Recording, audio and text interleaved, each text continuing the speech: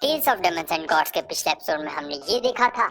कि श्रीन डिजर्ट में पहुंचते ही जियन को उसके पिछली जिंदगी की बहुत सारी यादें याद आने लगी थी।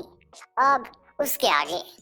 तो इस एपिसोड की शुरुआत में भी हमें जियन की ही पिछली जिंदगी से जुड़ी हुई कुछ यादें दिखाई जाती हैं और यहाँ पे हम ये देखते हैं कि नीली और जियन एक साथ मिलके आपस में रोमांस कर रहे हैं।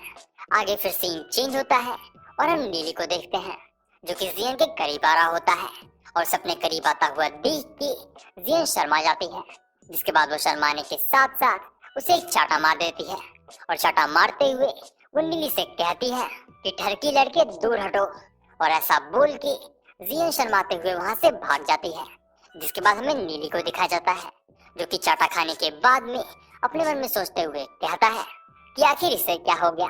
और मैं अचानक से ठरकी कैसे बन गया।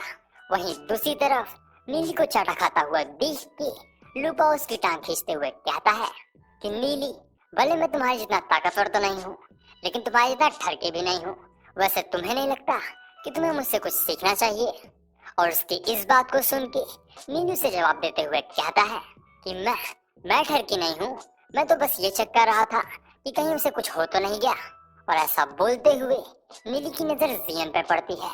जिसके बाद वो अपने मन में सोचते हुए कहता है कि जियन के इस बर्ताव से एक बात तो तय है कि जियन को अपनी पिछली जिंदगी की थोड़ी नहीं बल्कि बहुत सारी यादें याद आ चुकी हैं। वहीं दूसरी तरफ नीली को शांत खड़ा होकर कुछ सोचता हुआ देख के निंगर उससे ये पूछने लगती है कि आखिर ये सब चल क्या रहा है। और उसके इस सवाल को सुन के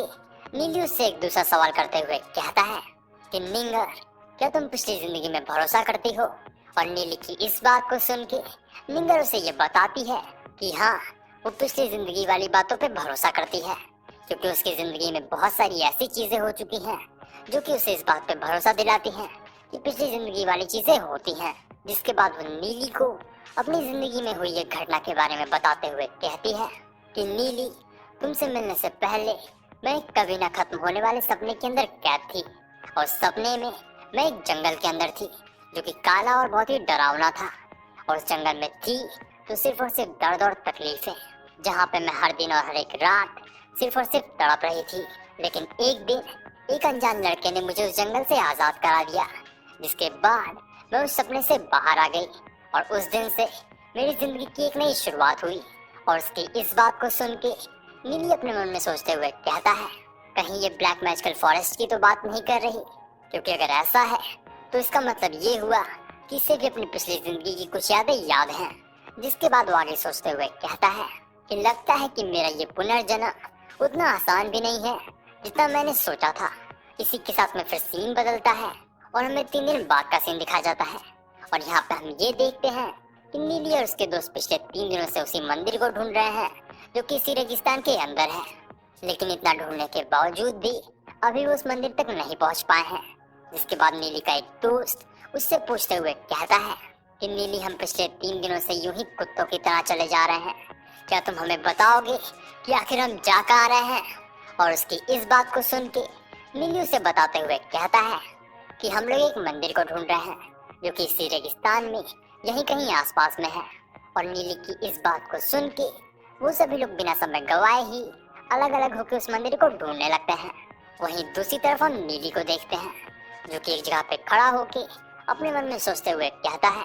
कि उस मंदिर को तो यहीं आसपास में ही होना चाहिए, क्योंकि जब मैं पिछली जिंदगी में यहाँ पे आया था तो मुझे वो मंदिर यहीं पे मिला था, लेकिन पता नहीं क्यों इस बार ऐसा नहीं हुआ। जिसके बाद फिर सीन चेंज होता है और हमें नीली की ही पिछली जिंदगी का सीन दिखाया जाता है